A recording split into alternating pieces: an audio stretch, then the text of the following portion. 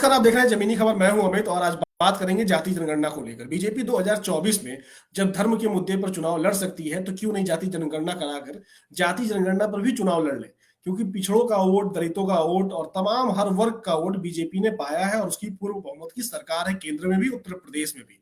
जहां बिहार जैसे राज्य में जब जाति जनगणना हो सकती है तो तमाम जो धनी राज्य हैं, जो अपने आप को डबल इंजन की सरकार वाले राज्य कहते हैं, आखिर वो जाति जनगणना क्यों नहीं करा रहे। आखिर जब एक गरीब राज्य में जाति जनगणना हो सकती है, दावा ये किया जाता है कि पैसे का अभाव है और तमाम दिक्कत है, इस वजह से जाति जनगणना नहीं कराई जा रही है। ये दावा बीजेपी सरकार के तमाम नेताओं के द्वारा किया जाता है कि इसमें बहुत ज्यादा खर्च आएगा और खर्च जो है वो बढ़ जाएगा। जब एक गरीब राज्य करा सकता है तो बाकी राज्य क्यों नहीं करा रहे। इस मुद्दे पर आज हम बात करेंगे और जानेंगे कि जाति जनगणना ना कराने के पीछे क्या मानसिकता है बीजेपी की और क्यों नहीं करा रही है, और जाति जनगणना अगर होगी तो फायदा क्या होगा, और जो सभी समाज है पूरे देश में, जो हर वर्ग रहता है, हर जाति के लोग रहते हैं, उनको क्या फायदा मिलेगा। इस पर हम बात करेंगे और हमारे साथ तमाम लोग जुड़ेंगे। शिल्पी चौधरी जी हमारे साथ है, जो सामाजिक कार्यकर्ता हैं। इसके साथ साथ वीरेंद्र जी भी हैं हमारे साथ, और देवेंद्र प्रताप यादव जी भी हैं, और भी हमारे गेस्ट हमारे साथ बहुत ही जल्द जुड़ेंगे। तो आप लोगों का बहुत बहुत स्वागत है। शिल्पी जी, सबसे पहले मैं आप ही से शुरुआत करूंगा। ये बताइए कि जाति जनगणना अगर होती है तो उसका फायदा क्या होगा, और बीजेपी जाति जनगणना क्यों नहीं कराना चाह रही है, आपको क्या लगता है?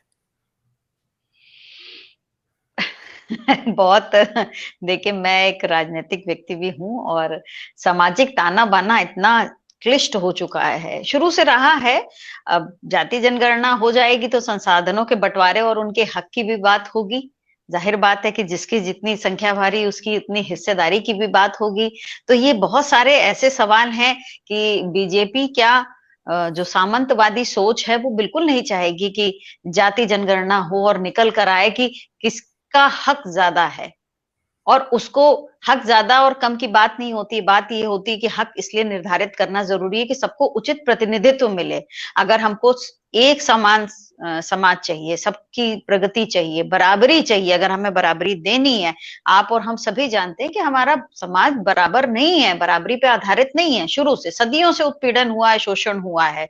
और जिन लोगों ने किया, जिन्होंने इस समाज को बांट दिया हिस्सों में, वो क्यों चाहेंगे, वो क्यों नहीं चाहेंगे। उन्होंने सारे संसाधनों पे कब्जा किया। आप देखिए कि न्यायपालिका पर कहाँ प्रतिनिधित्व है, न्यायपालिका पर कुछ चंद लोगों का प्रतिनिधित्व है, नौकरियों पे कुछ चंद लोगों का प्रतिनिधित्व है। जो आरक्षण इतने सालों दिया गया, जिसको भारतीय जनता पार्टी खत्म करने पे जुटी हुई है, उसका भी उचित प्रतिनिधित्व क्या है किसी को पता ही नहीं है, क्योंकि प्रतिनिधित्व के आंकड़े कभी नहीं दिए गए। जब भी प्रतिनिधित्व के आंकड़े देने होंगे तो उससे पहले आपको ये भी तो बताना पड़ेगा कि किस जाति को हमें कितना देना था। आप वही नहीं करना चाहते हैं। तो नहीं करना, सिर्फ ये कि ये दिल में मैल है, नहीं करना चाहते, लेकिन कभी ना कभी तो करना पड़ेगा। और अब चूंकि 80 और 20 का टकराव होने लगा है सामने और सामने, लोगों को समझ आने लगा है, शिक्षा जैसा हथियार से वो लैस हो गए हैं, तो उस 80 को भी अब समझ में आया है कि बगैर हमारी गणना के हमें पता नहीं चलेगा कि हम कितने हैं, तो हम संसाधनों पे अपना हक की बात कैसे करेंगे। तो ये जी समस्या तो है। तो जहां जी पर भी सामंतवादी लोगों का वर्चस्व होगा, चाहे वो भारतीय जनता पार्टी हो, भाई आप बताइए ना कि कांग्रेस ने कहां कराया। अगर भारतीय जनता पार्टी आज नहीं करा रही है तो कांग्रेस ने भी तो नहीं कराया। तो ये जी सामंतवाद है, ये सामंतवाद कहीं भी हो सकता है। और अभी जो तानाशाही है सामंतवादी के साथ, तो वो दिख रहा है, हमें आपको दिख रहा है बिल्कुल। सामने हमारे सामने। साथ वीरेंद्र मौर्य जी भी हैं, हम उनसे भी बात करेंगे। वीरेंद्र जी, ये बताइए, आप अगर उत्तर प्रदेश की बात करें और केंद्र की बात करें तो उत्तर प्रदेश में भी बैकवर्ड नेताओं की बीजेपी में अच्छी खासी पकड़ है, केंद्र में भी है, और बैकवर्डों ने, दलितों ने वोट भी दिया है। और यही दो वर्ग है जो सबसे ज्यादा जाति जनगणना की बात करता है। और इनका, बैकवर्डों का कहना है, दलितों का कहना है कि जाति जनगणना होनी चाहिए, और इन दोनों ने सबसे ज्यादा वोट भी दिया। तो बीजेपी आखिर क्यों जाति जनगणना नहीं करा रही है, और जबकि सबसे बड़े नेता जो जाति कहा भी जाता है पिछड़े वर्ग के, वो बीजेपी के अंदर है, और कहते हैं कि पिछड़ा वर्ग जो है वो बीजेपी के साथ जुड़ा हुआ है, मगर बीजेपी उनकी बात क्यों नहीं मान रही है फिर? देखिए, बीजेपी एक सोची समझी रणनीति के तहत चल रही है। उन्होंने इन लोगों को सदियों से मतलब एक तरीके से मानसिक गुलाम बना रखा है। पिछड़े वर्ग के लोगों को, उनको हिंदुत्व का जो घुट्टी पिला रखा है उन्होंने, उसके चलते पिछड़े वर्ग के लोगों को लगता है कि जैसे सबसे बड़े योद्धा जो है, धर्म के सबसे बड़े योद्धा वही हैं। उनको उसकी ओट में यह कतई दिखाई नहीं देता है कि उनका नुकसान क्या हो रहा है। उनके सारे अधिकार छीने जा रहे हैं, उनका आरक्षण समाप्त कर दिया गया, उनको जो भागीदारी दिए जाने की बात थी वो समाप्त कर दी गई है। लेकिन उसके बावजूद भी पिछड़े वर्ग के नेताओं को पता नहीं इस देश में कहते हैं हिंदुत्व को लेकर के कितना मोह है, जिसके चलते वो सब गलती करते जा रहे हैं। आपको मैं एक बात बताना चाहूंगा कि जो जाति जनगणना का प्रश्न, चाहे वो केंद्र सरकार का हो, चाहे कांग्रेस का हो, चाहे दूसरी स्टेट का हो, और जो बार बार उठाया जाता है, पंचायती राज विभाग में प्रतिवर्ष कहते हैं लोगों का डाटा होता है, प्रत्येक परिवार का डाटा होता है, उसमें जाति भी होती है, उसमें धर्म भी होता है, उसमें सारा उल्लेख होता है। यदि कोई स्टेट कहते हैं इस सर्वे को करना चाहता है या जनगणना कराना चाहता है, उसके लिए कतई मुश्किल नहीं है। वही तंत्र है, वही तंत्र चुनाव में भी कहते हैं वो करता है, वही जनगणना में काम आता है, वही कहते हैं पंचायती राज के डाटा पर भी काम करता है।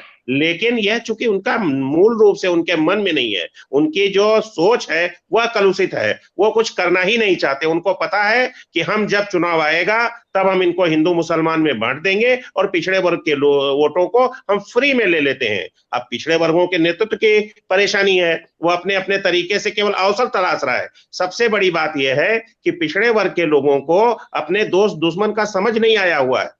जब हम आबादी के अनुपात में देश के विकास में हिस्सेदार हैं, आबादी के अनुपात में हम टैक्स देते हैं, आबादी के अनुपात में हम वोट देते हैं, और आबादी के अनुपात में हर चीज में हम हिस्सेदारी करते हैं, तो फिर आखिर हमको आबादी के अनुपात में हिस्सेदारी देने में दिक्कत कहां है? दिक्कत यही है केवल कि वो आपको हिस्सेदारी देना ही नहीं चाहते। और यह सब आरएसएस और बीजेपी की सोची समझी रणनीति है। आरएसएस का जो बंच ऑफ थॉट है उसमें साफ तौर पर कह दिया गया है कि भाई किसी भी तरह से जो पिछड़े वर्ग के लोग हैं, अनुसूचित जातियों के लोग हैं, जनजातियों के लोग हैं, उसमें लिखा है साफ तौर पर कि भाई इनको केवल उस पर रखना है, खाने पर रखना है। और उसी के प्रक्रिया में आप देखिए, उसमें लिखा है कि कहते हैं पूरे देश में एक नेतृत्व होना चाहिए, तानाशाही प्रवृत्ति का नेतृत्व होना चाहिए भारत के अंदर। यहाँ जो ये लोकतांत्रिक व्यवस्था है ये उनके समझ में नहीं आती है। उसके बाद उसके आगे कहते हैं सारी जो देश की संपदा है वो 2-3 परिवारों में होनी चाहिए जो यहाँ के शासक के नियंत्रण में रहे। उसके बाद उन्होंने कहा कि भाई कहते हैं यहाँ के लोगों को इतना कहते हैं आर्थिक रूप से कमजोर रखना है कि जो केवल दिन भर अपने भोजन के बारे में ही सोचते रहे, उन्हें इस तरह का आंदोलन करने का मौका ही न मिले, इस तरह से अपने भविष्य के बारे में सोचने का मौका ही नहीं मिले। तो आप देखिए एक एक स्टेप पर वही काम कर रही है। बीजेपी ने क्या किया? बीजेपी ने लगातार कहते हैं अपने संविधान में परिवर्तन करना चाहते हैं, वो लोकतंत्रात्मक व्यवस्था खत्म करना चाहते हैं, वो धीरे धीरे करके वो लगातार कहते हैं एक ही व्यक्ति को सत्ता में बनाए रखने के लिए तानाशाही प्रवृत्ति की ओर जा रहे हैं। वो दूसरे स्तर पर उन्होंने क्या किया कि सत्ता में आते ही अपने 2-4 जो सेठ परिवार हैं जिनको अडानी अंबानी कहा जाता है, या और भी 1-2-3 परिवार और जोड़ दीजिए उसी में, उनके इर्द गिर्द पूरी संपदा दे रहे हैं। सरकारी पैसा है, बैंकों का पैसा, हमारे टैक्स का पैसा है, लेकिन उन बैंकों से उनको कर्ज दिला करके और बड़ी बड़ी संसाधन पूरे देश के उन्हीं को बेचे दे रहे हैं। यानी जब एक दिन ऐसा बनाना चाहते हैं कि सब कुछ उन्हीं के नियंत्रण में रह जाए, आदमी केवल कटोरा लेकर उनके सामने खड़ा रहे, और वो उन्होंने कर दिया है। जिस देश की 135 करोड़ आबादी में से 80 करोड़ लोग या 82 करोड़ लोग सिर्फ 500 रुपए का राशन पा करके मतलब महीने भर का अपना जीवन यहाँ पे यापन करते हैं, उनके पास न कोई रोजगार है, न उनके पास उसका कोई वैकल्पिक व्यवस्था है, न उनके पास घर है, न उनके पास मकान है, तब उन ऐसे लोगों को वो केवल भोजन दे रहे हैं, भोजन देने की ऐसी प्रवृत्ति डाल रहे हैं कि बिल्कुल उनको मेहनत करने की आदत ही खत्म हो जाए और अपने से वो कमा कर खा ना सकें, केवल निर्भर रहे किन लोगों पर जो उनको महीने में 500 रुपए का राशन देंगे, और उसके बदले वो वोट ले लेते हैं। वोट ले लेने के बाद वो फिर पूर्ण बहुमत दिखाते हैं। ऐसे कहते, अब इस जो आम आदमी है पहले वो अपने बच्चों के और अपने परिवार के पालन पोषण के लिए जागरूक होता है और वो उसकी जद्दोजहद में लगता है। अब उसको इन्होंने कहते हर महीने इनके चुनाव चलते रहते हैं, पूरे 5 साल इनके चुनाव चलते रहते हैं और ये लगातार उसमें कहते हैं उस स्कीम को बढ़ाते जा रहे हैं। यानी शर्म की बात है कि जिस देश के भीतर 82 करोड़ लोग अभी केवल सरकार के दान पर यानी सरकार के महीने भर के राशन पर जीवित हैं, उससे ज्यादा शर्म की बात किसी देश के लिए क्या हो सकती है? आत्मनिर्भर देश बन रहा है। देश है। आत्मनिर्भर बन रहा है, बीजेपी का दावा है कि हाँ, देश इसी तरह आत्मनिर्भर बन रहा है। आत्मनिर्भर बन रहा है, नहीं कटोरा लेकर के आत्मनिर्भर बन रहा है, उसको कहते हैं अब किसी की निर्भरता की जरूरत नहीं है। मोदी जी देंगे तब वो खाएगा, मोदी जी देंगे तो अब खाएगा, और उसको किसी तरह के और अभ्यास की आवश्यकता ही नहीं है, क्योंकि सारा अभ्यास करने का काम, मेहनत करने का काम, क्रय विक्रय का काम, और सब कहते हैं अडानी और अंबानी के हाथ में है। जितने भी ये तंत्र हैं, जितने भी सरकारी बीजेपी महकमे हैं, बीजेपी सरकार, सब कह कुछ रही बेचा जा रहा है। बीजेपी ये कह रही है कि जो देश है उसकी आर्थिक स्थिति इतनी बढ़िया हो गई कि छठे से पांचवें नंबर पे पहुंच गया, और जो देश हमें गुलाम किया था उससे भी आगे पहुंच गया। देखिए, किसी भी देश की आर्थिक स्थिति किस पर निर्भर करती है? पर कैपिटा इनकम पर निर्भर करती है, ठीक है ना। ये जो ज्ञान बताते हैं आप, जरा 135 करोड़ लोगों की जो कुल आबादी है, उसकी पर कैपिटा इनकम क्या है, वो अगर आप कहते हो सूची में देखेंगे, जिनको देशों की सूची कहते हैं, उसमें ये 150 के बाद खड़े होंगे। लेकिन वो पर कैपिटा के बजाय टोटल ग्रास जो इनकम है उसको कहते हैं, मतलब जो यहाँ की जीडीपी है उसको दिखा करके कहना चाहते हैं कि नहीं, हमारा देश कहते हैं 5वें लेवल पर जा रहा है। 5वें लेवल तो हम आबादी में भी तो उतने लोग हैं। अब किसी देश की आबादी अगर 1 करोड़ होगी और वहां कहते हैं हमारे जितनी परिसंपदा होगी उनके पास, तो आप सोचिए उनकी पर कैपिटा कितनी इनकम होगी। लेकिन जिसकी आबादी 135-40 करोड़ है, उसकी पर कैपिटा इनकम क्या होगी? ये मतलब इससे ज्यादा आप क्या पैमाना नापना चाहते हैं? कि यहाँ के 82 करोड़ लोग, मतलब ये मोदी के कहने, पीएम मोदी के कहते कथन के मुताबिक, ये और जो उनके कहते संसाधन है, जो भी मीडिया के लोग हैं उनके कथन के मुताबिक, अगर 82 करोड़ लोगों को राशन दिया जा रहा है और उस पर वो निर्भर है पूरे महीने पर भोजन के लिए, और उसके लिए उनके पास कोई रोजगार नहीं है, उनके पास भविष्य की कोई परिचय वो नहीं है, समझ नहीं है, उसके बाद ऐसे देश को 135 में से 82 करोड़ लोग जिनके पास कुछ आर्थिक साधन ही नहीं है, यानी एक तरीके से वो भिखारी हैं, उसके बाद भी कहते हैं हमारा देश के जो सत्तासीन लोग हैं वो इस पर गर्व कर रहे हैं कि नहीं, वो 5वीं अर्थव्यवस्था बने जा रहे हैं। तो इसका इनकी सोच पर तरस आता है। जी बिल्कुल, हमारे साथ देवेंद्र जी भी हैं, देवेंद्र जी को भी हम जोड़ेंगे। देवेंद्र जी, अगर आपसे हम जाने हैं तो सरकार का ये दावा है कि अगर जाति जनगणना कराई जाएगी तो उससे जातिवाद फैलेगा। सरकार के अंदर की जो लोगों का जो बयान आता है, बीजेपी के से जो लोगों का बयान आता है, उनका ये कहना है कि अगर जाति जनगणना कराई जाएगी तो उससे जातिवाद फैलेगा, और सरकार जो है सबका साथ सबका विकास करना चाहती है, जातिवाद नहीं फैलाना चाहती है। मैं एक चीज आपसे जानना चाहता हूं कि जो जो कुलपति हमारे होते हैं केंद्रीय विश्वविद्यालय के, क्या उनकी कोई परीक्षा होती है?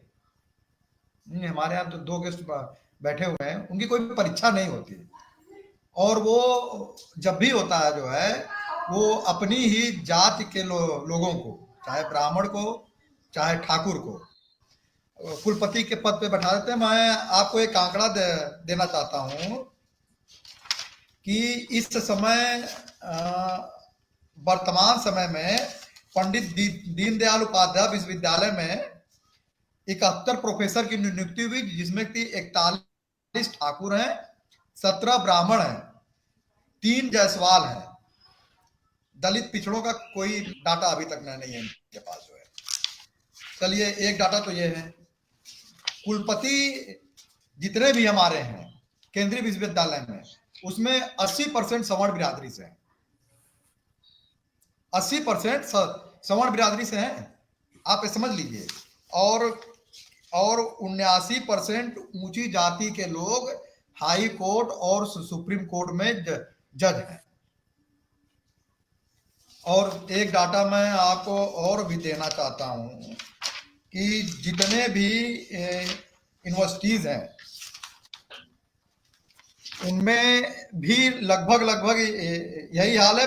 22 दिसंबर 2022 का ये आंकड़ा है कि 11,000 पद IIT IIM में प्रोफेसर के खाली हैं, उनको भरा नहीं जा रहा है। इसलिए नहीं भरा जा रहा है ताकि ऊंची जात के लोगों को प्रतिनिधित्व मिल सके।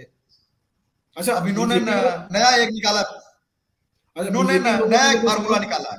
बीजेपी के लोगों से जब सवाल पूछिए तो कहते हैं जो जितना मेहनत करता है सरकार सबको बराबर अवसर देती है और वो भर्ती हो जाता है, जातिवाद तो कहीं है ही नहीं। और जब डिबेट में बुलाए कहने को तो कुछ भी आप कह लीजिए, कहने में कोई जीएसटी तो थोड़ा लगता है, नहीं, कहने को तो आपको कुछ भी कह लीजिए ना। अब आप देखिए, बिहार में जातिगत जनगणना हो रही है, प्रोफेसर चंद्रशेखर यादव जो वहां के शिक्षा मंत्री हैं, उन्होंने एक बयान दिया कि रामचरितमानस जो है द्वेष फैलाती है। और सही बात है, अखिल भारतीय ओबीसी महासभा उसकी एकदम पुष्टि भी करता है, क्योंकि जिस चौपाई पर बवाल मचा हुआ है, ढोल गंवार सूत प्रश्नारी ये सब मैं ताड़न के अधिकारी, तो इसमें बहुत से प्रोफेसर लोग अपने अपने हिसाब से व्याख्या कर रहे हैं। कुछ लोग कह रहे हैं कि ढोल में मधुर वाणी ने निकालने के लिए उसको पीटना पड़ता है, तो क्या आप स्त्री से भी पीट करके काम करवाएंगे? ताड़न को तो छोड़ दीजिए, अलग है, लेकिन आप स्त्री पुरुष शूद्र गंवार को जो है एक पशु के बराबर आपने रख रखा है। विप्र पूजे क्या है कि मतलब कि जो ब्राह्मण है उसको कुछ भी ना आए तब भी वो पूजनीय है। शूद्र अगर जो है वेद का ज्ञाता हो जाए तो भी नहीं पूजनीय है।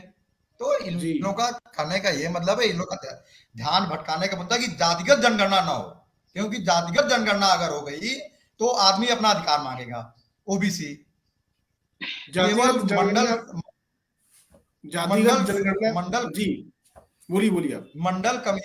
मंडल कमीशन की केवल दो सिफारिशें लागू हुई है, और 2 सिफारिशों में ओबीसी समाज को इतना ऊंचाई तक पहुंचा दिया है कि उसकी इस स्थिति से सवर्ण बिरादरी का डरने लगा है।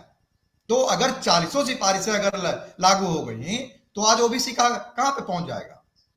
असल में बीजेपी सरकार कुछ देना नहीं चाहती, सब कुछ छीनना चाहती है कि स्वास्थ्य भी ले लो, शिक्षा भी ले लो और सब कुछ ले लो, दो कुछ नहीं। जी शिल्पी जी को भी हम जोड़ रहे हैं। शिल्पी जी ये बताइए, जिस तरीके से तमाम अलग अलग मुद्दे पे आ रहे हैं, अगर बिहार की हम बात करें तो जब से जाति जनगणना शुरू हुई है तब से रोज कोई ना कोई नेता बयान दे ही देता है कि सरकार अब गिरने वाली है। वहां पर जेडीयू की और आरजेडी की, बीजेपी के लोग कोई ना कोई केंद्र से लेकर बिहार तक का कोई ना कोई नेता रोज कह ही देता है कि सरकार अब बस गिरने ही वाली है। तो आप इसको किस तरीके से देखती हैं? आप राजनीतिक भी फील्ड से आती है, इसलिए मैं जानना चाहूंगा कि जातीय जनगणना जब से शुरू हुई है तो क्यों बीजेपी के लोग सरकार गिराने की बात कर रहे हैं? देखिए, ऐसा है कि समय बदला है मगर शोषण नहीं खत्म हुआ, शोषण नहीं बदला, शोषण का स्वरूप बदल गया, शोषण हो रहा है उसी तरीके से। पहले जातिवाद का अलग स्वरूप था कि अधिकार नहीं मिलते थे, अवसर नहीं मिलते थे। अब संविधान ने आरक्षण के जरिए इतने अवसर दिए कि जो पिछड़ी दबे कुचले वंचित समाज के लोग थे वो पढ़ लिख कर आगे आए और उनका राजनीतिक प्रतिनिधित्व भी हुआ। अब राजनीतिक प्रतिनिधित्व होने के बाद जब वाणी मुखर होने लगी और वो वाणी गूंजने लगी तो समस्या होने लगी। जब एक वंचित समाज का व्यक्ति बगल में बैठने लगा और ऐसे कानून आ गए कि आप उसको नीचे बैठो नहीं कह सकते, आप उसको ये नहीं कह सकते कि तुम यहाँ नहीं बैठो, आप उसको पानी लेने से इनकार नहीं कर सकते। बहुत सारे जो अधिकार हमें एट्रोसिटी एक्ट के जरिए मिले और उससे जो कसमसाहट थी इस पूरे सवर्ण समाज में वो और बढ़ी जब राजनीतिक प्रतिभागिता बढ़ी लोगों की और उन्हें लगा कि ये पढ़ लिख के इक्विप्ड हुआ समाज जब अगर राजनीति में भी आ गया तो जैसे अभी वीरेंद्र जी ने कहा कि 82 करोड़ लोगों को उन्होंने भिखारी बना दिया, लेकिन उन 82 करोड़ लोगों को इस चीज का कोई भान भी नहीं है कि वो भिखारी हो गए। उनको तो बस लगता है कि पेट में अन्न मिल गया, पेट भर गया, हमें क्या करना है। ये सोच एक पढ़े लिखे व्यक्ति की नहीं होती। हाँ, कुछ स्वार्थी लोगों की होती है, नेता स्वार्थी होते हैं, तो एक तरीके का दबाव ये हमेशा बनाया जाता है कि आप अगर राजनीति में आए हैं तो आपको देखना है कि आपको सवर्ण समाज का भी वोट लेना है। इसी तरीके का विवाद हुआ था जब हमारे पार्टी में लोटन राम निषाद जी ने कहा था कि राम एक काल्पनिक चरित्र हैं और मैं उन्हें नहीं मानता, और उस समय हमारी पार्टी के भी बहुत सारे लोगों ने उनके खिलाफ लॉबी करके उनको उनके पद से तुरंत हटवाया, जो कि एक हम जैसे बहुत सारे लोग इससे सहमत नहीं थे।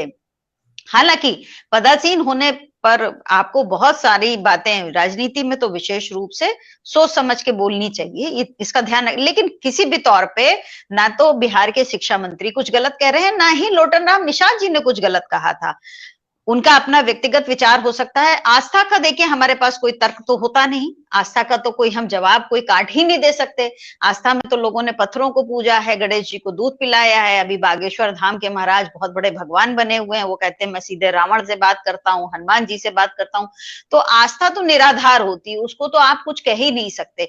अभी ये जो दबाव है कि जब जब कोई ओबीसी एसटी एससी का व्यक्ति बोले, कुछ मुखर होके बोले, तो उसके ऊपर इतना दबाव बनवाओ। बिलो द बेल्ट हिटिंग होती है, बिलो द बेल्ट हिटिंग अगर करने की स्थिति नहीं होती है तो फिर ये सामाजिक और राजनीतिक दबाव बनाते हैं कि अब हम आपकी सरकार गिरा देंगे। आपने तुलसीदास के लिए ऐसा कहा, भाई तुलसीदास ने ऐसा कुछ भी नहीं कहा जिस पर हम गर्व करें। एक पढ़ा लिखा शिक्षित व्यक्ति अगर उन्हें डिफेंड करता है, उनका बचाव करता है, तो ये बेहद शर्मनाक बात होगी। क्या है ऐसा? भाई वो कहते हैं कि गुणहीन होने पर भी विप्र पूजनीय है और विद्वान होने पर भी एक शूद्र को आप पूजिए नहीं। तो ओबीसी एसटी एसटी सारे के सारे शूद्र हैं। हालांकि कल किसी ने मुझसे कहा कि नहीं, आप दलित हैं तो आप अछूत हैं, आप शूद्र नहीं है। अब ये जो इतने सारे बाइफर्केशन और फिर ट्राइफर्केशन और ये जो पता नहीं क्या क्या चलता है, ये चीजें बड़ी आउट ऑफ द वे हो जाती हैं कि आप क्या, अगर 4 वर्णों में देखा जाए तो एससी एसटी ओबीसी सारे शूद्र हैं, लेकिन ओबीसी में जो वीरेन जी ने कहा कि हिंदुत्व का इतना जामा पहना रखा है कि उन्हें कह रखा है कि मौर्य बिरादरी बड़ी वीर बिरादरी, हाँ बिल्कुल उनका इतिहास इन सब चीजों से भरा हुआ है वो, लेकिन कि आपने हिंदुत्व को बचाया, यादव बिरादरी को कि आप लड़ाका लोग हैं और यादवों से लाठी चलाई दलितों पे, तो ये किसने किया? हमेशा एससी एसटी के मामले जो है ओबीसी और एससी के बीच में ही ज्यादातर क्यों मिलते हैं? हमेशा तो नहीं लेकिन ज्यादातर, और लाठी हमेशा चलवाई है किसी सवर्ण ने। तो ये सारी साजिशें हैं कि जब भी कोई इस समाज का व्यक्ति, इस 80 वाला कोई व्यक्ति मुखर होगा, वो अपनी पहचान बनाएगा और वो सत्य बोलेगा, तो उस पर आप दबाव बनाइए और इतना दबाव बनाइए कि आप कहिए कि देखिए या सत्ता में रहना है तो हमारे आप टुकड़ों पर रहिए, हमारी शर्तों पर रहिए, अन्यथा हम आपकी सरकार गिरा देंगे। तो इस तरीके का दबाव में अब मुझे नहीं लगता कि कोई भी नेता आएगा। वो बहुत मजबूती से अपनी बात रख रहे हैं और उन्हें रखनी भी चाहिए। बिल्कुल जी मैम, हमारे साथ शोभना मैम भी जुड़ी हुई है। मैम आपका बहुत बहुत स्वागत है। और मैम हमारे साथ बीएचयू से जुड़ी हुई है, बनारस से। मैम हम जाति जनगणना पे बात कर रहे हैं और जिस तरीके से जाति जनगणना की अगर हम बात करें तो क्या कारण है कि जाति जनगणना देश में नहीं हो रही है, जबकि सरकार ने पहले, इस कार्यकाल से पहले यह दावा किया था और सदन में कहा था कि जाति जनगणना सरकार कराएगी। फिर आखिर यूं टर्न क्यों?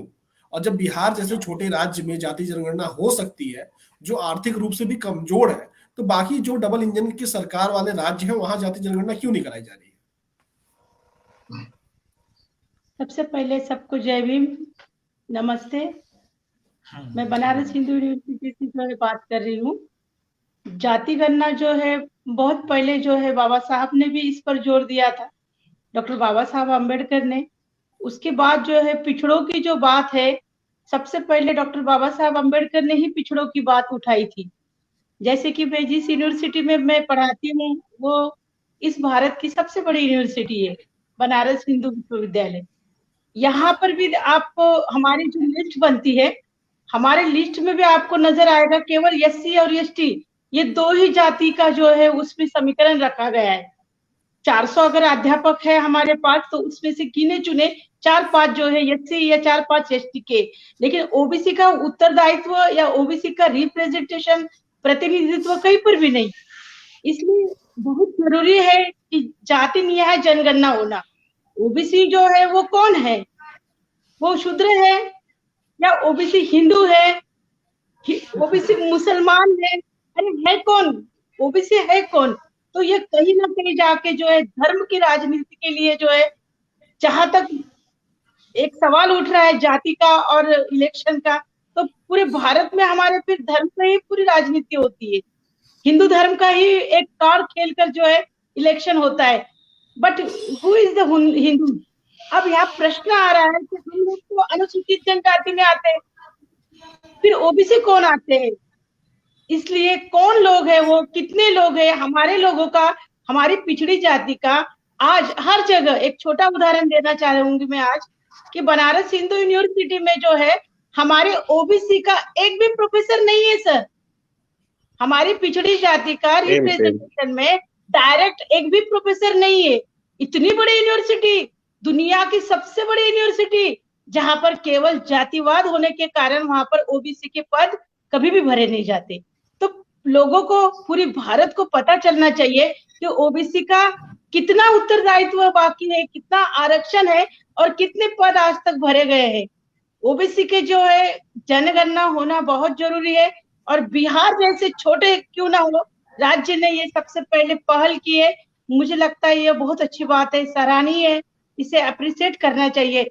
नीतीश कुमार जी ने जो है ये अब ये दो तरफा आप बात कर सकते हैं कि वो इलेक्शन कार्ड खेल रहे हैं या ओबीसी के हित के लिए काम कर रहे हैं, कुछ क्यों ना हो, लेकिन ओबीसी का आंकड़ा सामने आना बहुत जरूरी है, क्योंकि जो भी राजनीतिक पार्टी जीत के आती है उसको पूरा समर्थन सबसे ज्यादा ओबीसी का मिलता है।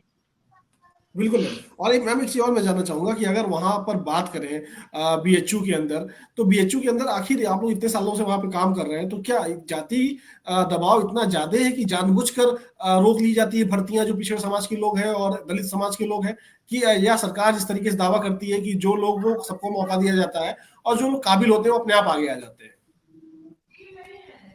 नहीं नहीं, बनारस हिंदू यूनिवर्सिटी में काबिल होने के बाद भी उसे आगे आने नहीं दिया जाता है। मैं डॉक्टर शोभना नार्लिकर बनारस हिंदू यूनिवर्सिटी में पिछले 20 साल से काम कर रही हूँ। 2017 से मेरा प्रोफेसर का जो है प्रमोशन आज तक नहीं हुआ है। क्या मैं काबिल नहीं हूँ सर? क्या मेरा क्वालिफिकेशन नहीं है? मैं तो ओपन की कैटेगरी से फाइट करके आई हूँ, फिर भी जो है केवल मैं एक दलित, दूसरी मैं एक महिला हूँ, दोहरी मेरा शोषण मेरा नहीं। बनारस हिंदू यूनिवर्सिटी में एससी एसटी ओबीसी जाति को ध्यान में रखते हुए ही, अगर वो कोई या अनुसूचित जाति की महिला है या पुरुष है, उसको कभी प्रोफेसर बनने नहीं दिया जाता है। भले वो काबिल हो, उसका नेशनल इंटरनेशनल वर्कआउट हो, वो दुनिया की सबसे विद्वान हो, लेकिन बस उसकी जाति क्या है यही मायने रखा जाता है। बनारस हिंदू विश्वविद्यालय में जितनी भी वैकेंसी आती है तो सारी की सारी वैकेंसी केवल ब्राह्मणों के लिए भरी जाती है। एससी एसटी ओबीसी इनकी भी वैकेंसी पे मैं आपको दिखा सकती हूँ, ऐसे भी वैकेंसी है सर जो ओबीसी की पोस्ट है, लेकिन उनको उस पोस्ट पर ब्राह्मणों को लिया जाता है। अब आप बताइए ओबीसी ने क्या करना चाहिए? पिछड़ों ने कहां पर जाके अपना हक मांगना चाहिए? अगर हक मांगेंगे आप तो आपको जो है पूरी तरह से घेरा जाएगा, आपका शोषण किया जाएगा, आपको जो है इतना परेशान किया जाएगा, इतना परेशान किया जाएगा कि आप मैदान छोड़ के भाग जाए। अच्छा मैम, एक चीज और मैं जानना चाहूंगा कि जो कुलपति होते हैं सरकार और जो गवर्नर की तरफ से डाटा दिया जाता है और जो कहा जाता है, जो कभी कभी बयान आता है कि जो लोग योग्य होते हैं हमेशा कुलपति उन्हें बनाया जाता है, जाति के आधार पर कुलपति नहीं बनाया जाता, इसमें कितनी सच्चाई है? इसमें 100% के ऊपर सच्चाई है सर। जाति के आधार पर ही कुलपति बनाए जाते हैं। क्या पिछड़ी जाति में क्वालिफाई लोग नहीं है, प्रोफेसर नहीं है, सारे कहीं पर नहीं है? कैश के द्वारा, प्रमोशन के द्वारा ओबीसी एससी एसटी में बहुत विद्वान लोग हैं, लेकिन केवल उनकी जात, वो एससी होंगे एसटी होंगे या तो वो माइनॉरिटी भी हो सकती है, मुस्लिम भी रहते हैं, लेकिन केवल जाति को ध्यान में रखते हुए उनको कुलपति नहीं बनाया जाता है। केवल कास्ट, बाकी कोई नहीं। कास्ट डिस्क्रिमिनेशन भारत का सबसे बड़ा एजेंडा है, और ये मुझे लगता है कोई भी सरकार आए इस पर ध्यान नहीं दिया जा रहा है। बीजेपी की सरकार में सबका साथ सबका विकास बहुत बड़ी बात कही थी, इसलिए मुझे लगता है पिछड़ों ने बीजेपी को वोट किया था। मैं महाराष्ट्र से हूँ सर, पूरे महाराष्ट्र में जो है पिछड़ों ने, पूरी पिछड़ी जाति ने ओबीसी को वोटिंग की। हुआ क्या? ओबीसी का हालत क्या है आप महाराष्ट्र में देख लीजिए। हमारे बहुत बड़े नेता है छगन भुजबल साहब, वो भी आपको बता सकते हैं कि महाराष्ट्र में हरि नरके जी कितने सालों से ओबीसी के लिए काम कर रहे हैं। आज भी जो है ओबीसी के आरक्षण में ही आरक्षण छीना जा रहा है, तो कैसे बात करेंगे सर कुलपति की तक? यहाँ तो जो है 10वीं पास होने के बाद 12वीं और ग्रेजुएशन बनारस हिंदू यूनिवर्सिटी में पढ़ने के आने के लिए भी जाति आड़ी आती है, तो कुलपति बात तो सर ख्वाब में भी नहीं सोची जाती। जी मैम, हमारे साथ वीरेन जी भी हैं, वीरेन जी को फिर हम लाते हैं अपने साथ। वीरेन जी, ये बताइए, जिस तरीके से सरकार ने कहा सबका साथ सबका विकास, और यहाँ तक कि जो पिछड़े नेता हैं बीजेपी के अंदर वो अभी कहते हैं सबका साथ सबका विकास, चाहे केशव प्रसाद मौर्य की बात कर लीजिए, चाहे प्रदेश अध्यक्ष की बात कर लीजिए, चाहे दिल्ली में बैठे हुए भूपेंद्र यादव की बात कर लीजिए, तमाम जो पिछड़े नेता हैं केंद्र सरकार से लेकर तमाम राज्यों में बीजेपी के, वो कहते हैं सबका साथ सबका विकास हो रहा है। क्या आप इससे सहमत हैं?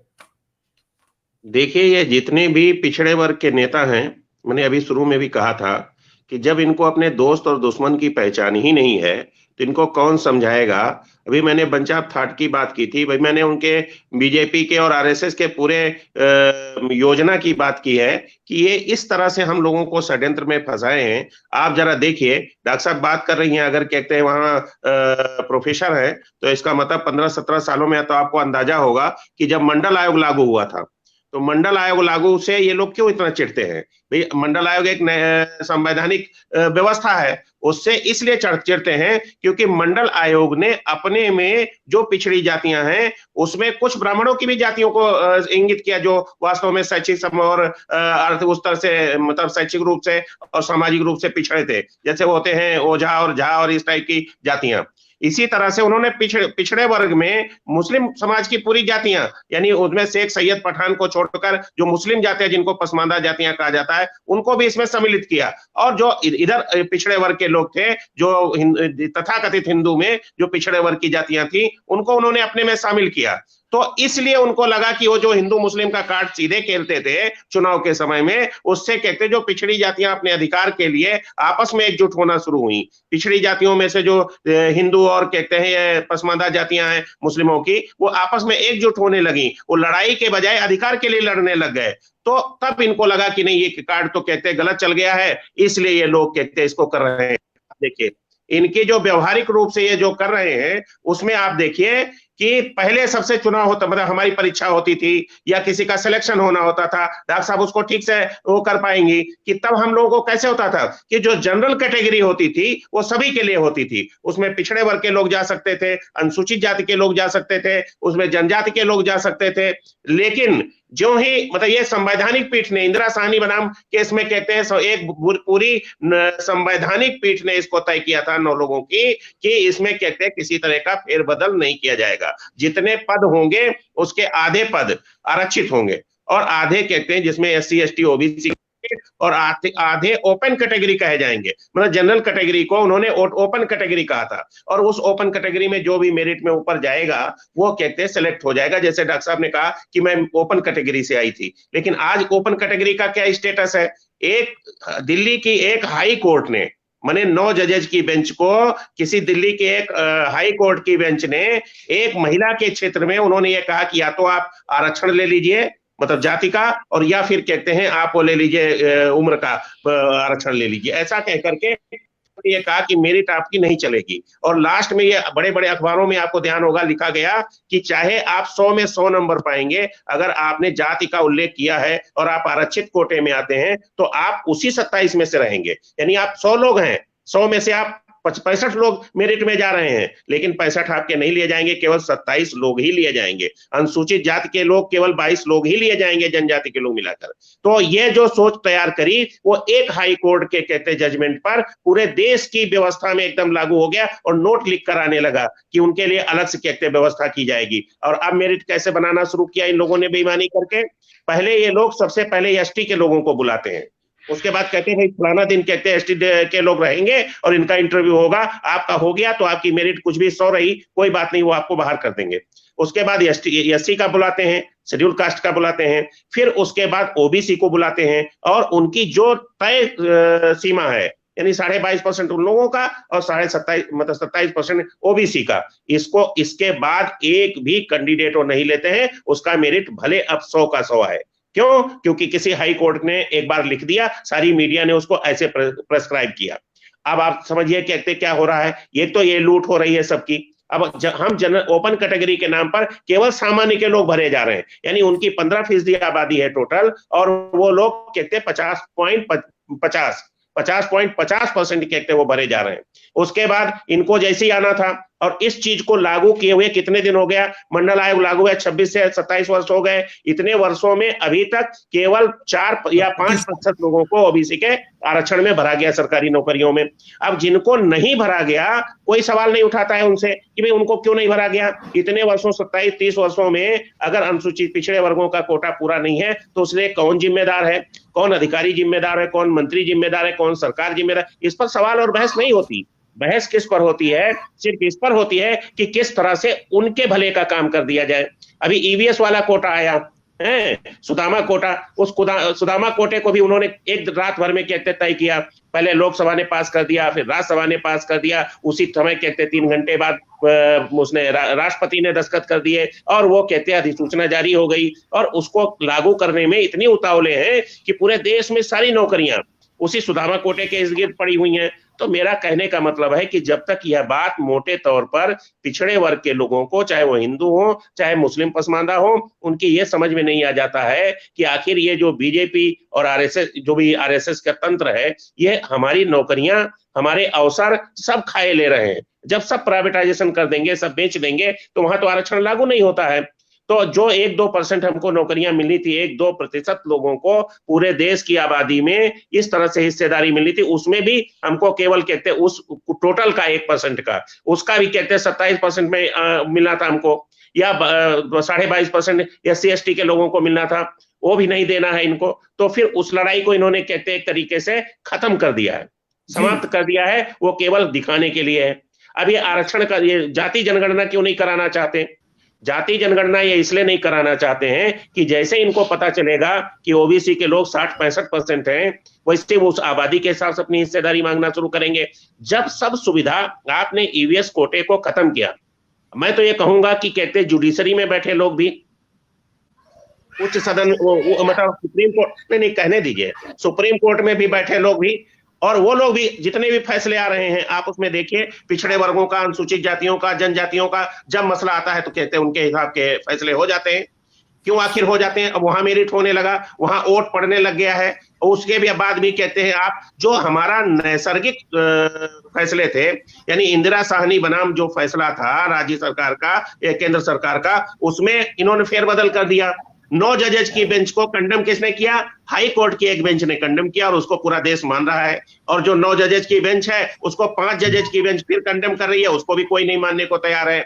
लेकिन 5 जजेज वाली बेंच जो मान कहेगी, उसको मानना शुरू कर देंगे। मैं इसलिए नहीं कहना चाहता, मैं ये कहना चाह रहा हूं कि जो संवैधानिक व्यवस्था है, हमारी संवैधानिक व्यवस्था क्या है? हमारी संवैधानिक व्यवस्था यह है कि किसी भी फैसले में सबसे बड़ी बेंच जो फैसला कर देगी, उसको नीचे की बेंचेज जो हैं उसमें संशोधन नहीं करेंगी।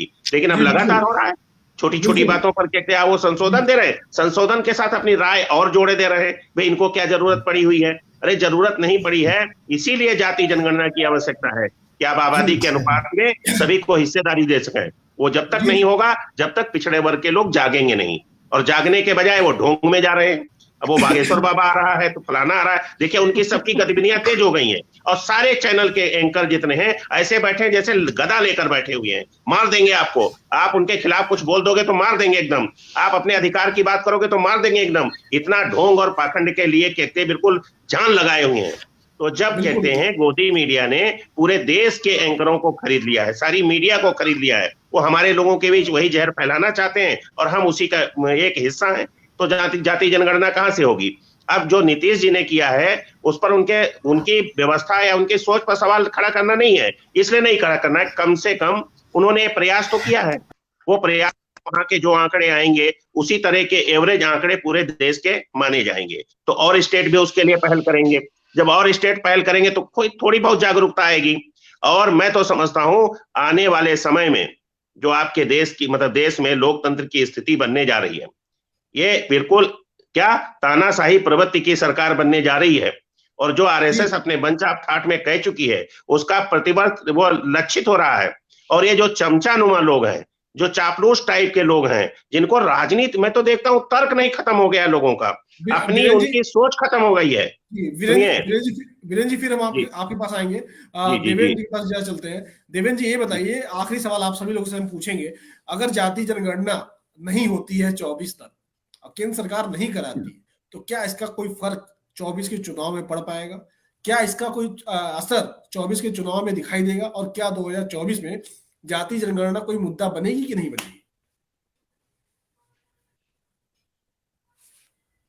आप म्यूट है, अपना म्यूट जरा हटा लें। कौन? मैं बोलूं आपको? देखिए अमित जी, जाति जनगणना एक ऐसा मुद्दा है जो कि 2024 में पूरी तरीके से हावी रहेगा। अगर ओबीसी जातियों को अपने हित के बारे में सोचना है तो मैं कुछ डाटा और हमारे पास है। एक Tata institute of fundamental research एक संस्था है जो है, एक यूनिवर्सिटी, उसमें 100% समर्थ प्रोफेसर हैं। जेएनयू में 88% समर्थ प्रोफेसर हैं और बीएचयू में तो मैं ही है 87% है। तो अगर ओबीसी ये चाहता है कि हमको अपना प्रतिनिधित्व मिले, और जहां तक हमें लगता है, जो कि हम लोग समाज में देख रहे हैं, जैसे जैसे समाज जो है जागृत हो रहा है, उस हिसाब से हमें लगता है कि ओबीसी समाज में जागृति बढ़ रही है। और जिस हिंदू धर्म के लोग बात करते हैं उस पर तो दो बार हाई कोर्ट का तो सुप्रीम कोर्ट का फैसला आ चुका है। एक बार 1971 में जब पेरियार ललई सिंह की पुस्तक सच्ची रामायण पर फैसला आया कि रामायण एक काल्पनिक ग्रंथ है। फिर 1995 में जस्टिस जेएस वर्मा ने एक फैसला दिया कि जो हिंदू धर्म है जो है वो एक जीवन जीने की शैली है। तो इस तरीके से जैसे जैसे कहा जा रहा है वैसे वैसे जाति जनगणना ही एक ऐसा मुद्दा रहेगा जो कि 2024 में पूरी तरीके से हावी रहेगा जी। और को एक करवाना ही पड़ेगा, आज नहीं तो कल। ये उसके गले की हड्डी बनी हुई है। जी, शिल्पी जी भी हमारे साथ है, शिल्पी जी के पास हम चल रहे हैं। मैम ये बताइए, क्या जाति जनगणना का मुद्दा बनेगा या फिर टीवी पे उसी तरीके से जो धर्म के जो मुद्दे हैं वो दिखाई देंगे और जो बाबा लोग हैं वो अपना ज्ञान और अपनी दिव्य शक्तियों का प्रदर्शन करते रहेंगे? देखिए, हमारे देश में मुश्किल ये है कि हमारे देश का हर सुबह से लेके रात सोने तक किसी एक व्यक्ति का जीवन पूरे तौर पर धर्म से आधारित और धर्म से प्रभावित बन चुका है। और 2014 से जब से मोदी आया है तब से तो ये बिल्कुल रात और दिन इसमें और बढ़ती चली जा रही। तार्किक शक्ति खत्म है, वैज्ञानिक सोच खत्म है, पढ़ाई से किसी को कोई मतलब नहीं है। तो ये सारी चीजें अभी ये इतना बड़ा मुद्दा नहीं बना पाएंगे। मुझे नहीं लगता कि ये इतना बड़ा मुद्दा बनेगा। आप ये देखिए कि जनता के लिए सबसे बड़ा मुद्दा होता है भूख, और वो भूख अगर उसके पेट में दाना पड़ रहा है तो फिर वो बागेश्वर जैसे फ्रॉडिये साधु सन्यासियों के साथ बैठने में उसको कोई गुरेज नहीं होगा। निश्चित रूप से पढ़े लिखे लोगों की ये जिम्मेदारी है, जैसे कि आपका चैनल काम कर रहा है, इसमें बैठे हुए पैनल के लोग हैं, कि वो इस बात को बताएं कि ये जातिगत जनगणना सिर्फ इसलिए जरूरी है क्योंकि हमारा प्रतिनिधित्व कैसे तय होगा।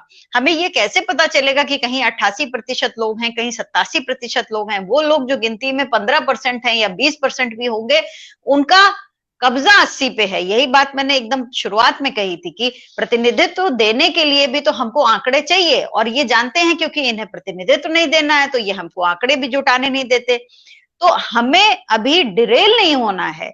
अगर बिहार से ये चीज शुरू हुई है कि जातिगत जनगणना शुरू हो रही है, तो अन्य प्रदेश के लोगों को भी इसकी मांग को करना चाहिए कि हाँ ये मांग सही है, और जिस तरीके से ये बिहार मॉडल लागू करें बाकी प्रदेश जहां हमारी ये सामंतवादी सरकारें हैं वहां ये चीजें मुश्किल होंगी, लेकिन आज मुश्किल होंगी तो कल ये चुनाव में मुद्दा बनेगी। अगर जनता इस चीज को रियलाइज कर लेगी कि ये हमारा अधिकार है, तो विपक्ष को तेजी से वहां की सरकार बदलने में भी फायदा मिलेगा, क्योंकि जनता के अधिकारों से उसको डेविएट करके बागेश्वर जैसे फ्रॉड बाबाओं पर टिका दिया गया है, तो वो उसको चिंता कहाँ है इस बात की। तो ये पढ़े लिखे वर्ग की, ये राजनीतिक लोगों की, ये सामाजिक सरोकार के लोगों की, सभी की जिम्मेदारी है कि उनको इसको मुद्दा बनाना है। मीडिया इसको बरगलाएगी, लेकिन हमें अड़े रहना है कि नहीं, जैसे हमने तब कहा था कि कुछ भी हो जाए हम कागज नहीं दिखाएंगे। जैसे मैंने कहा कि मैं वैक्सीन नहीं लगवाऊंगी, क्योंकि ये सारी साजिशें हैं, कोई एक साजिश नहीं है। वैक्सीन अपने आप में बहुत बड़ी साजिश है। और वैक्सीन के बाद न जाने क्यों थर्ड वर्ल्ड ऑर्डर है, वो पॉपुलेशन कंट्रोल है, और बुरी तरीके से लोग खत्म हुए। मेरे अपने पिता खत्म हो गए क्योंकि उन्होंने किसी की बात नहीं मानी। तो ये सब हमें समझना होगा, हम क्यों पढ़ लिख रहे हैं। अगर हम इसके बाद भी पपेटिंग में लगे रहेंगे, हम आरएसएस की कठपुतली बने रहेंगे, तो ये इसी तरीके के सवालों और जवाबों में हमें कहीं ना कहीं से फंसा देंगे। क्योंकि अल्टीमेटली हमारे ऊपर राज तो वो 15 से 20% वाले ही कर रहे हैं, लेकिन हमें उनसे सीखना होगा, हमें राज करने की कला सीखनी होगी, हमें अपनी भागीदारी बढ़ानी होगी हर तरह से।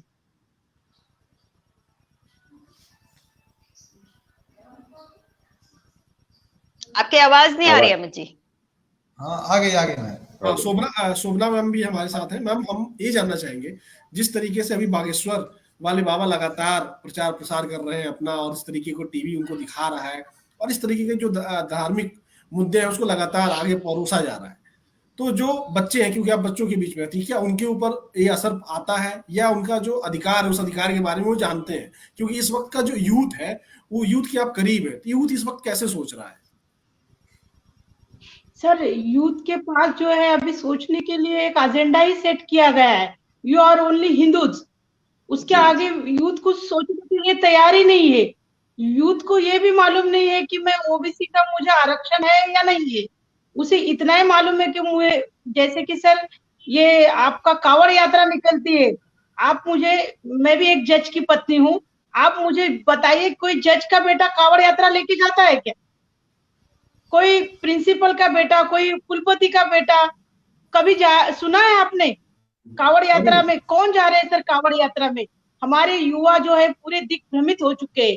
हमारे पिछड़े जाति के युवा लगभग 90% युवा हमारे नशा करके कांवड़ यात्रा में शामिल हो रहे। हर हर महादेव, ठीक है, एक आस्था होनी चाहिए, लेकिन आस्था के साथ एक अवेयरनेस, जन जागरण होना बहुत जरूरी है। और हम अब हमारे यूथ को बताना बहुत जरूरी हो गया है कि हमारी भागीदारी क्यों होनी चाहिए। अगर आप उनको बार बार मैं आपके चैनल को बहुत बहुत धन्यवाद देना चाहती हूँ कि जमीनी खबर एक ऐसा चला रहा है कि यूथ तक ये बात जाना बहुत जरूरी। यूनिवर्सिटी में यूथ के लिए बार बार ये डिस्कशन होना चाहिए कि पिछड़ी जाति की भागीदारी यूथ भी कितना है। पिछड़ी जाति के यूथ बहुत कम है सर। शिक्षा के प्रमाण में यूथ धीरे धीरे उच्च शिक्षा में कम होते जा रहे हैं। उसके पीछे गरीबी सबसे बड़ा कारण है, बेरोजगारी सबसे बड़ा कारण है। और जो फीस है, बनारस हिंदू यूनिवर्सिटी ये तो एक गवर्नमेंट है, लेकिन प्राइवेट जैसी यूनिवर्सिटी में भी मैं बहुत सारी जगह पे हूँ जहां पर सेमेस्टर 40,000 रुपए फीस है। तो इतना फीस देकर हमारे गरीब जाति के लोग, हमारे लोग बहुत अमीर नहीं, गिने चुने उंगली पे गिने जैसे लोग अमीर हो सकते हैं, लेकिन इतने भी रिच लोग नहीं हमारे पास की जो 40,000 की फीस देकर अच्छी पढ़ाई, हायर एजुकेशन में आ सकते। पिछड़ी जाति का हायर एजुकेशन में प्रमाण बहुत कम है, और हमारे युवा जो है वो धर्म के पीछे भाग रहे हैं सर। उनको खुद को भी मालूम नहीं कि हमारा धर्म क्या है, हमारे पेरियार स्वामी कौन है, हमारे महात्मा फुले कौन है। सावित्रीबाई फुले की जयंती तो बहुत धूमधाम से मनाते हैं, लेकिन शिक्षा का मूल मंत्र, उसके बाद भी जो है डॉक्टर बाबा साहब अम्बेडकर ने शिक्षा का मूल मंत्र दिया है। हमने बाबा साहब की जयंती को धूमधाम से मनाया है, नाच गाने से मनाया है, ढोल ताशे से मनाया है, लेकिन बाबा साहब ने हमें शिक्षा का जो एक शिरडी का दूध पीने के लिए बात की थी, वो हमारे युवा भूल गए। और शिक्षा जो है, न हम प्रॉपर वे लेने से, न उच्च शिक्षा में सही तरीके से न होने के कारण हमारे बच्चे देखिए सर, मास्टर डिग्री में आते आते छोड़ देते हैं सर। यूनिवर्सिटी में फर्स्ट सेमेस्टर हो गया, सेकंड सेमेस्टर में लगभग बनारस हिंदू यूनिवर्सिटी की जैसे ही जगह पे मैं जो है आपको आंकड़ा दे सकती हूँ कि सेकंड सेमेस्टर में ओबीसी के बच्चे लगभग 50% शिक्षा को छोड़ देते न। उसके कारण बहुत सारे हैं, धर्म के पीछे जो है कि भाई हमें केवल झंडा लेके चलना है, और हमें शतरंजी जो होती है नेता लोगों की वो बिछाना है। इसी को वो समझते कि मेरा जीवन यही है। उनके पास जो है, बाबा साहब ने कहा था कि आपका जो विचार है, आपके जो बाबा साहब ने कहा था कि आपकी शिक्षा जो है वो किस लिए, आज बाबा साहब का मंत्र लेके जो है उसको इलेक्शन के वोट में तब्दील करना बहुत जरूरी सर। जब तक हमारी वोट, सबसे इंपॉर्टेंट क्या है सर, हमारी वोट, हमारा मतदान, जब तक हमारा मतदान एक जगह, हमारी भागीदारी, हम कह रहे हैं ना, मैम ने अभी कहा, मैं उनसे बहुत सहमत हूँ कि हमारी भागीदारी की अगर हम बात करेंगे तो हमारी 85% भागीदारी है। तो क्या 85% हमारा वोट जाता है क्या सर, बताइए? हमारी भागीदारी जो है वो वोट के रूप में उभर के आनी चाहिए। क्यों हमारे लोग चुन के नहीं आते हैं सर? इसके पीछे क्या कारण है? क्या हम हिंदू हैं? पहले तो यही तय करना पड़ेगा कि धर्म का क्या है, क्योंकि हमारे युवा जो है वो धर्म के पीछे पागल हो गए, दीवाने हो गए सर। उन्हें लगता है कि मैं ओबीसी हूँ। और बहुत मजे की बात पता थी, हाल ही में 2 दिन पहले की बात पता थी कि ओबीसी के बच्चे जो है ना सर अपनी जाति छुपा के रहते हैं। उन्हें जाति बताने में भी लज्जा महसूस होती है। तो ये कौन सी शिक्षा ले रहे सर? जाति पे तो अभिमान होना चाहिए। हम पिछड़े तो क्या हुआ, बाबा साहब ने बहुत पहले पिछड़ों के लिए काम किया है। तो बाबा साहब आपको एक रास्ता दिए है, आप उस रास्ते पे चल रहे हैं। कहाँ तक चल रहे हैं हमारे युवा?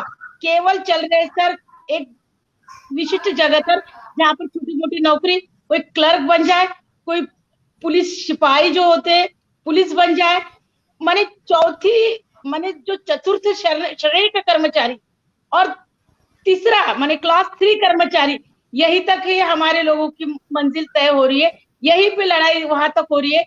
हायर एजुकेशन में हमारा आज भी भागीदारी नहीं है। और जो बच्चे हमारे पढ़ने आते हैं उनके साथ जाति के आधार पर बहुत डिस्क्रिमिनेशन होता है। अगर ओबीसी का लड़का है, बहुत होनहार है सर, मेरा अपना अनुभव है, उसको मेरिट में नहीं रखा जाता है, उसके जानबूझकर उसको नीचे खींचा जाता है। और जिसको कुछ नहीं आता है बट उनके पास एक सर्टिफिकेट है ब्राह्मण, सर मैं ब्राह्मण लोगों का यहाँ पर ये नहीं कर रही हूँ, लेकिन वो प्रवृत्ति का मैं बहुत कर्मठता से विरोध करती हूँ। केवल ब्राह्मण है इसलिए वो मेरिट पे 1 पे जाता है सर, और मैं अगर पिछड़ी हूँ, एससी हूँ, एसटी हूँ, तो मैं एकदम नीचे चली जाती हूँ, ताकि मेरा कहीं नंबर भी नहीं लगे और ना ही मुझे अच्छा कोर्स करने को मिले। ये जानबूझकर किया जाता है, केवल जाति को टारगेट बनाकर। अगर इलेक्शन लड़ेंगे तो जाति गणना करने में क्या हर्ज है सर? अगर धर्म और जाति पर ही इलेक्शन होना है 2024 का, तो क्या हर्ज है? तो पता तो चले सबको कि कितनी हमारी भागीदारी है। बिल्कुल बिल्कुल मैम, हमारे साथ बीरेन जी हैं। अमित जी, बीरेन एक जी मिनट। चल रहे हैं। अमित जी जी बोलिए बोलिए। एक मिनट सर समझ लूंगा आपका, जो है कि मैम ने कहा कि शिक्षा लेने वाले जो ओबीसी के बच्चे होते हैं वो कम हो जाते हैं। अब तक हम लोगों ने नौकरियों का डाटा देखा। अभी हम आपको फंडिंग का डाटा एक देते हैं। जो है diversity in India research funding में जो है केवल 12% ओबीसी को फंडिंग होती है, जो है, और 0.7% दलित की फंडिंग होती है, और 80% सवर्णों की फंडिंग है। ये हमारा, और डीएसटी का डाटा जो कहता है वो कहता है कि ओबीसी की फंडिंग केवल 16% है, 4% जो दलित की फंडिंग है सरकार की तरफ से। मैं आपको आंकड़ा जो भेज दूंगा, जो है आप देख लीजिए, और 81% जो है जनरल की फंडिंग है। तो इसीलिए यूनिवर्सिटीज में जो ओबीसी और दलित के बच्चों का सेकंड सेमेस्टर तक जाते जाते संख्या कम हो जाती है। एक कारण ये भी है। ये भी है, ठीक है। बीरेन जी के पास हम चलेंगे। बीरेन जी ये बताइए, आखिरी सवाल आपसे जानेंगे कि आखिर जिस तरीके से अभी बाबा चल रहे हैं और उनका लगातार प्रवचन चल रहा है, उनका जादू चल रहा है, और कहा जा रहा है बागेश्वर महाराज बहुत चमत्कारी है, तो क्या यह बड़ा मुद्दा है देश का, या जाति जनगणना बड़ा मुद्दा है? और क्या बीजेपी इस पर सवाल नहीं उठाएगी, और क्या जाति जनगणना पर क्यों सवाल उठ जाता है? देखिए, 2 चीजों को समझिए सब लोग मिलकर के, जितने भी हमारे साथी पैनल में बैठे हुए हैं, कम से कम इनको ये बात क्लियर हो जानी चाहिए कि हम लोग अपने चर्चा में, बातचीत में इस बात को साफ साफ रखना शुरू करें, कम से कम, जिससे जो हिंदुइज्म है, हिंदुइज्म को कहना शुरू किया जाए कि भाई कहते हैं ये जो किन होता है, हिंदू अगर तथाकथित हिंदू हैं भी तो ब्राह्मण, क्षत्रिय, वैश्य, शूद्र हैं, तो ये 3 ब्राह्मण, क्षत्रिय और वैश्य तो दिखाई दे रहे हैं। लेकिन ये जो अदर पिछड़े वर्ग की जातियां, ये अपने को क्या समझती हैं? ये जो अभी शिल्पी जी ने शुरू में कहा था कि ये जैसे मौर्य हैं या कुर्मी है या और जातियां हैं, यादव हैं, ये अपने को कहते हैं बहुत क्षत्रिय और फलाना क्षत्रिय, ऐसा लिख करके बहुत गौरवान्वित हो लेते हैं। ऐसा कुछ नहीं है। हम उनकी वर्ण व्यवस्था में अगर तथाकथित हिंदू रहना चाहते हैं तो हमको कौन सी सीढ़ी मिलनी है? हमको शूद्र की सीढ़ी मिलनी है। तो ये बात बहुत क्लियर जाना चाहिए पिछड़े वर्गों में कि हमारे लिए कोई अलग व्यवस्था नहीं है। हिंदू व्यवस्था में कहीं कोई पिछड़े वर्ग जैसा कहते हैं कॉन्सेप्ट नहीं है। वहां ब्राह्मण, क्षत्रिय, वैश्य, शूद्र हैं। तो अगर ब्राह्मण नहीं हो आप, क्षत्रिय नहीं हो आप, वैश्य नहीं हो आप, तो आप शूद्र हो, ठीक है। तो इसमें न कोई क्षत्रिय है न कोई छत्रा है, ठीक है। वो इसलिए कि आप अपने को गौरवान्वित होने के लिए कुछ शब्दों को गढ़ते हैं, लेकिन वो बड़ी मूर्खता, निरी कोरी मूर्खता। दूसरी चीज, हमारे लोगों को इस धर्मांधता को खारिज करना चाहिए। पढ़े लिखे लोगों को तो साफ साफ खारिज करना चाहिए। वही अगर इस दुविधा में रहेंगे, आस्था और तमाम तरह की, तो वो कहते हैं इस तरह के कुएं के मेढक ही बने रहेंगे। वो भले पिछड़े वर्गों के पैनल में बैठे, कुछ अपने संगठन बना ले, कुछ भी कर ले, लेकिन अगर वो इस धर्मांधता से अपने समाज को बाहर नहीं कर सकते, तो आप समझिए वो उसी कुएं का मेढक है और वो इसी में हिस्सेदार है। तीसरी बात, आपने जो सवाल खड़ा किया कि ये जो बाबा और ये सब आ रहे हैं, ये क्या करेंगे? इन लोगों का केवल एजेंडा यही है कि पिछड़े वर्गों के लोग, वहां जाति जनगणना शुरू होती, जैसे शुरू में जब मंडल आयोग लागू हुआ, उसी समय कहते हैं इन्होंने अपना कमंडल शुरू कर दिया और कहते राम मंदिर का आंदोलन शुरू किया। तो मंडल आयोग का तो पूरा क्रियान्वयन ही पीछे रह गया। आप देखिए मध्य प्रदेश के लोगों को अभी मंडल आयोग लागू नहीं हो पाया है, छत्तीसगढ़ में अभी भी नहीं लागू हो पाया है। तो जो उस समय जिनका जहां हो गया था, जैसे बिहार में हो गया था लालू जी के नाते, यहाँ हो गया मुलायम सिंह के नाते, तो फिर उस समय कहते हैं मंडल आयोग जहां लागू हो गया वहां लागू हो गया, जहां नहीं लागू हुआ वहां वो पुरानी पैटर्न पर ही 15% आरक्षण की हिस्सेदारी रह गई और लोग आगे कुछ नहीं करा पाए।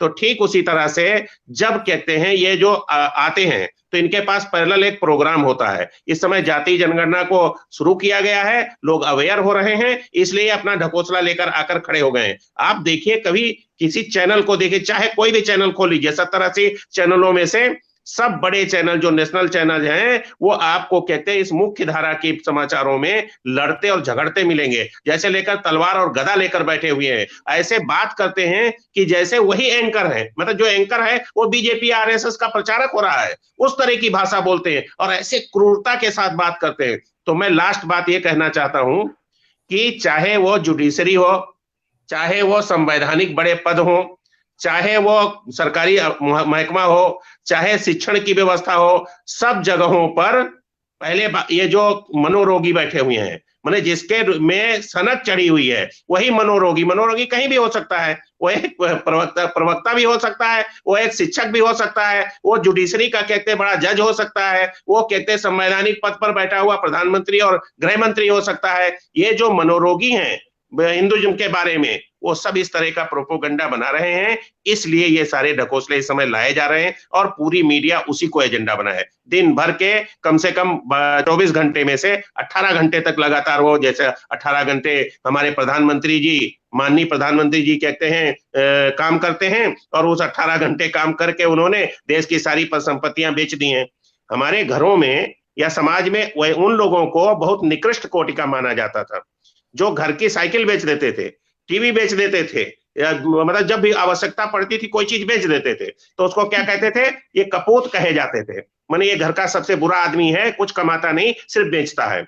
और इधर क्या हो रहा है? वही काम सब कहते हैं प्रधानमंत्री और कहते हैं हमारा पूरा संवैधानिक व्यवस्था कर रही है, तो वो लोग भी कपूत कहे जाने चाहिए। दूसरी बात, लाने वाला व्यक्ति या कुछ निर्माण करने वाला व्यक्ति कहते अच्छा कहा जाता था। जब कोई सोफा खरीद के लाता था, कोई फ्रिज खरीद कर लाता था, कोई कुछ खरीद कर लाता था, उसको अच्छा कहा जाता था। लेकिन ये भी समझ खत्म हो गई है। तर्क और मतलब लगातार कुतर्क, पिछड़े वर्गों के लोग तो इतने धर्मांध हो रहे हैं, इतना हो रहे हैं कि कहते चापलूसी की हद पार कर दी है। इनको कहते हैं कि इनको केचुए की संज्ञा दी जाती है, इसीलिए कि इनको रौंद कर पार कर जाइए, तो ये कोई सांप की तरह फुफकारेंगे नहीं, कट जाएंगे, 2 पार्ट में हो जाएंगे। आधा हिस्सा फिर जिंदा रह जाएगा, फिर वो मिट्टी में अपना काम शुरू करेगा, मिट्टी खोदेगा और ऊपर करेगा। तो आप कभी भी कहते पिछड़े वर्ग के जातियों में जाकर आप उसके व्यवसाय की बात करिए, वो कहेगा कि भाई मैं अपना कमाता हूं और मैं अपना खाता हूं। माने आपको इतना प्रवचन वो देगा जो काम करने जिसको आप समझाना चाहते हैं, वो कहेगा मैं अपना कमाता हूं, मैं अपना खाता हूं, मैं तो कहते हैं देश में बस हरिश्चंद्र की औलाद लेकर बन करके आया हूं। वो आपकी बात ही नहीं सुनना चाहता, इतना धर्मांध है, आपको सुनना ही नहीं चाहता है, तो आप किसको समझाना चाहते? लेकिन जब हम लोग पैनल में बैठे लगातार इसी तरह के मुद्दों को हम उठाएं और जाति जनगणना को आगे कर बात करें, तो हो सकता है कि आज नहीं कल कहते उनके बीच में जाए मसला, है ना, और उनको कुछ समझ आनी चाहिए। अगर 2024 में जाति जनगणना के लिए पिछड़े वर्गों ने एकजुट होकर मतलब सड़क पर निकल करके अगर अपने हक की बात नहीं उठाई और उसको बाध्य नहीं किया केंद्र सरकार को, और इस केंद्र सरकार को नहीं हटाया, तो पिछड़े वर्गों का रोल ही खत्म हो जाएगा। आप फिर उसके बाद मनुस्मृति के लिए काम करना शुरू कर देंगे और हम लोग उसका एक हिस्सा होंगे बस। बिल्कुल जाति जनगणना से लेकर तमाम जो जमीनी मुद्दे हैं उस पर हम लगातार बहस करते रहेंगे, बात करते रहेंगे, और समय समय पे जो भी मुद्दे सामने समाज के बीच आएंगे उसको हम उठाते रहेंगे। आप सब हमारे साथ जुड़े, बहुत बहुत धन्यवाद। शोभना मैम आपको बहुत बहुत धन्यवाद। वीरेंद्र जी आपका बहुत बहुत धन्यवाद, और हमारे साथ देवेंद्र जी हैं, देवेंद्र जी आपका भी बहुत बहुत धन्यवाद। शिल्पी मैम आपका भी बहुत बहुत धन्यवाद। तो इस तरीके के तमाम जो मुद्दे हैं, जो जमीनी मुद्दे हैं, उस पर लगातार हम चर्चा करेंगे और लगातार आपके साथ बात करेंगे। आप कौन से मुद्दे पर बात करना चाहते हैं, वो कौन सा मुद्दा है जो लगता है कि लोगों का है और वो मुद्दा मेन स्ट्रीम मीडिया में या सरकार के बीच आ नहीं रहा है, लोगों के बीच उससे बहस नहीं हो रही है, आप कमेंट करके जरूर बताइए। और जाति जनगणना पर आप क्या सोचते हैं, कमेंट करके इस पर भी जरूर अपनी राय रखिएगा। और सरकार जाति जनगणना क्यों नहीं कराना चाह रही है, और 2024 से पहले क्या जाति जनगणना हो पाएगी या नहीं हो पाएगी, यह भी सबसे बड़ा सवाल है। नमस्कार।